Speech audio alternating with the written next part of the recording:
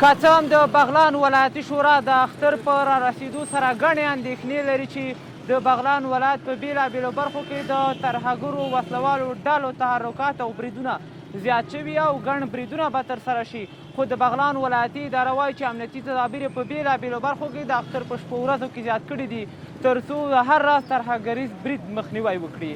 بغلان یک ولایت ناامن و هر لحظه مشکلات در شهرهای ما وجود داره که تقریبا بیشتر ساحات در اختیار طالبان و دشمن وجود داره و هر روز تهدیدات بیشتر شده است. مردم ما در بغلان مسئولیت نداره.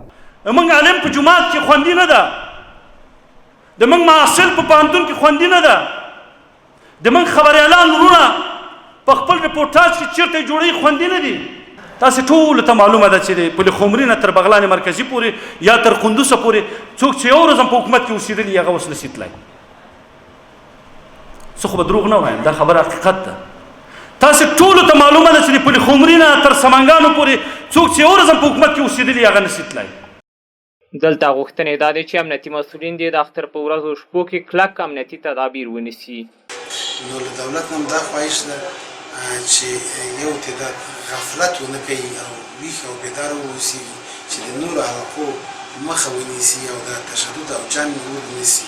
د طالبانو وروڼو هم دا خواهش ده چې هغه مبرز کسان پیدا کړي چې هغه په ګوته کړي او په نښه کړي چې هغه د دوی په نامه او د دوی له قدرت نه غلطه ناوړه استفاده کوي.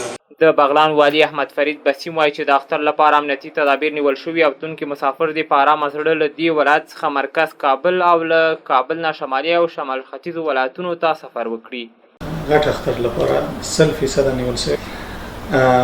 قماندان د امنیه او قماندان د لوا او ټولو همکارانو ته وظیفه ورکړه چې آمادګي خاص توګه ونیسي چې هم خلک وکولی شي په هغو کې ګډون وکړي، په خیر سره د مبارکې ورځې ختمې شي او خلک د هغو نه لذت یوسي او هم مسافرین چې د شورا نه تېرېږي د نهو ولایت ته هغو دې هم په خیر او خوبي سره سفر وکړي.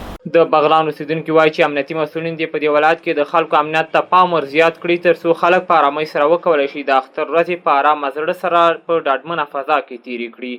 نورګل اندړوال، میلمه راډیو، بغلان.